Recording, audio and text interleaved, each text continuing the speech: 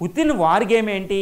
NATO దేశాలు ఒకవేళ మూడో ప్రపంచ యుద్ధానికి వస్తే నేను రెడీ అయిపోయాను, నేను చేసేస్తాను, ఇంకెందుకంటే పరిస్థితి లేదు, అవి ఉక్రెయిన్ని ఆపడం లేదు, ఉక్రెయిన్ మాకు ఇమ్మంటే ఇవ్వడం లేదు, డిమాండ్లు కుదుర్చుకోవడం లేదు, కాబట్టి మూడో ప్రపంచ యుద్ధమా లేదా అంటే నాటో దేశాల ముందు రెండు ఆప్షన్స్, యుద్ధమా లేదా శరణమా, ఏది కావాలి అనేది పుతిన్ ఈరోజు వాళ్ళని అడుగుతున్నాడు.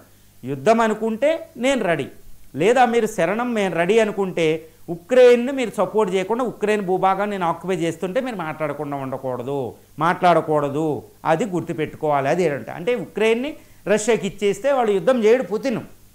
ఉక్రెయిన్ మాకు ఇవ్వకపోతే దానికి సపోర్ట్ చేస్తే నేను యుద్ధానికే వస్తాను, మీరు కాసుకోండి అని చెప్పేశాడు పుతిన్. ఇంకా డైరెక్ట్గా వేసేసాడు వాళ్ళని అటాక్. ఎంటైర్ నార్వే, స్వీడన్ నుండి ఇటు పోలాండ్, ఇటు మాల్డోవా, మొత్తం జర్మనీ బౌండరీలో మొత్తం రష్యా దళాలు మోహరించున్నాయి. అట్లాంటిక్ మహాసముద్రంలో బ్యారెంట్ సీలో దాని బొలగరాడో సాతాన్ మిసైల్స్ మోహరించేశాడు. ఇటు పసిఫిక్ మహాసముద్రంలో జపాన్కి ఎగ్నెస్ట్గా ఆయన మోహరించేశారు. ఇక్కడ వార్ గేమ్ జరిగినాయి, అక్కడ వార్ గేమ్ జరిగినాయి. చైనా రెడీగా ఉంది దాన్ని సపోర్ట్ చేయడానికి. మొన్న విక్టరీ డే పీరియడ్లో వాళ్ళు చెప్పేశారు. కాబట్టి ఇక నాటోకి దిక్కు లేదు.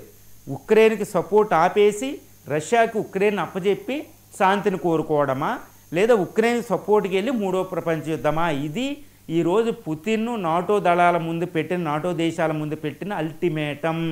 కాబట్టి ఇప్పుడు యుద్ధానికి రెడీగా ఉన్నారు. మరి అమెరికా అధ్యక్షుడు ట్రంప్ కూడా తన మూడో ప్రపంచ యుద్ధానికి తాను రెడీ అంటున్నారు. కానీ మూడో ప్రపంచ యుద్ధం అది యూరోప్లో మొదలు పెడితే ఆయన రారు. ఎందుకంటే మీరు ఇప్పటికే ఆయన చెప్పేస్తున్నాడు, నాటో దేశాలు అమెరికా దగ్గర నుంచి డబ్బులు తీసుకుంటున్నాయి, డబ్బు డిఫెన్స్ బడ్జెట్ ఇవ్వడంలే, మిమ్మల్ని మీరే రక్షించుకోండి అన్నట్టు మాట్లాడుతున్నాడు.